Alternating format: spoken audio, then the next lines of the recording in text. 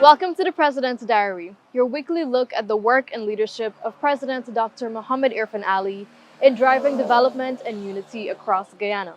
First up, it's big news for Berbice. The President outlined a bold plan for the county at the Berbice Development Summit 2025, which sees some massive projects to soon come in stream. They include a large industrial zone with a 2 megawatt data center, an aluminum facility, and a gas plant. The construction of a liquid natural gas plant, a nearshore modular gas processing plant that could distribute gas across the region through small scale LNG networks and virtual pipelines. This plan alone, will take a country our size maybe 15 years of planning to get completed. But this infrastructure plan that I've outlined here, we are pursuing to have it all completed within 5 years.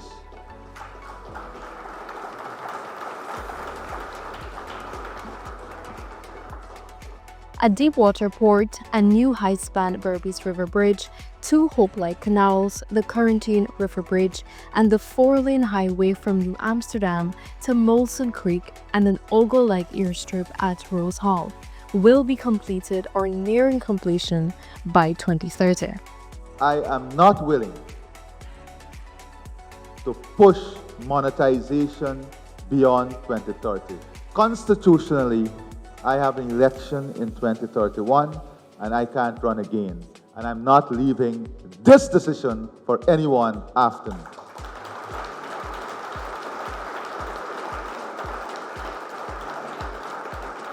So any option that does not allow this country to monetize gas before 2030 will not have the type of support that I would like to give.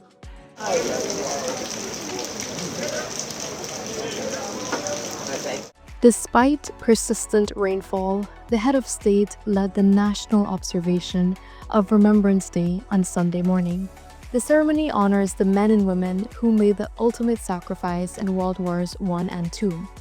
The event is observed annually on the second Sunday of November at the Cenotaph Monument in Georgetown. We assemble at this war memorial on this day of remembrance to call to mind the sacrifice of the gallant men and women who gave their lives in 2 world wars.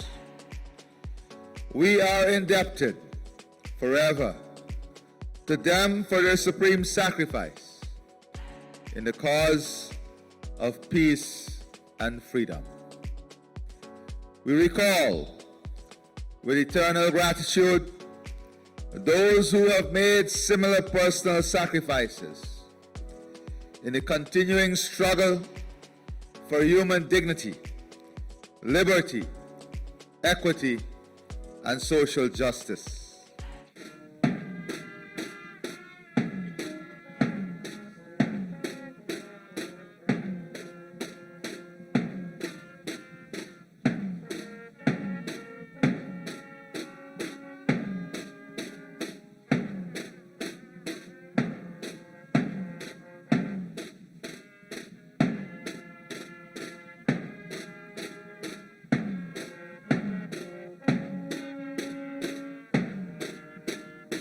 Following the ceremony, President Ali joined the diplomatic corps and heads of the disciplined services for breakfast at Quick Serve on Main Street.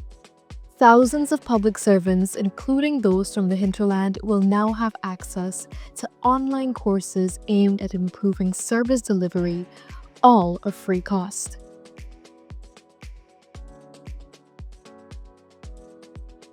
The new public service upskilling platform was formally launched by President Ali on Monday. It was held at the Arthur Chung Conference Center.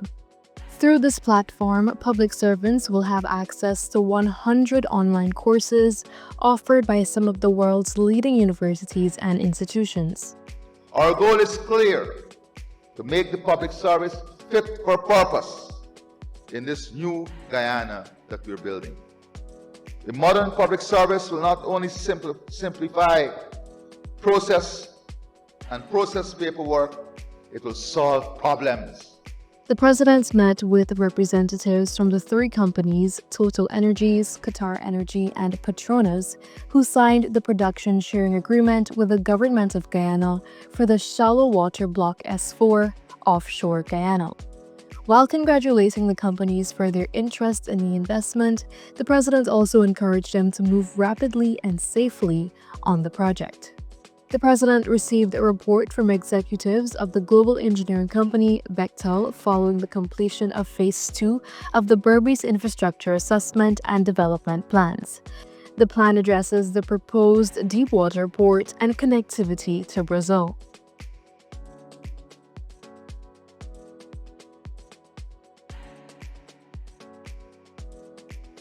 Guyana's largest business exposition, GuyExpo 2025, was opened in grand style by President Irfaan Ali on Thursday evening at the National Exhibition Center in Sophia, Georgetown.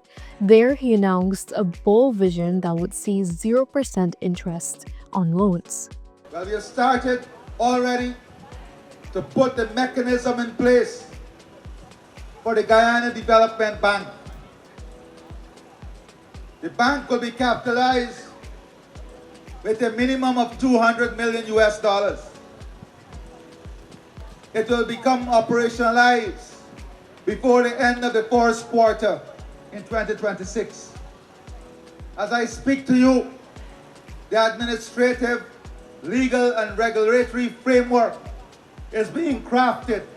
Friday evening saw the president meeting with the recently formed multi-agency team, which was assembled earlier this month to develop Georgetown's drainage development plan and to help restore the beauty of the capital city. He asked the team to focus their attention initially on the Kingston-Tiger Bay area. Over the weekend, the team is expected to commence cleaning of all the alleyways. The area will benefit from green spaces and recreational parks for families.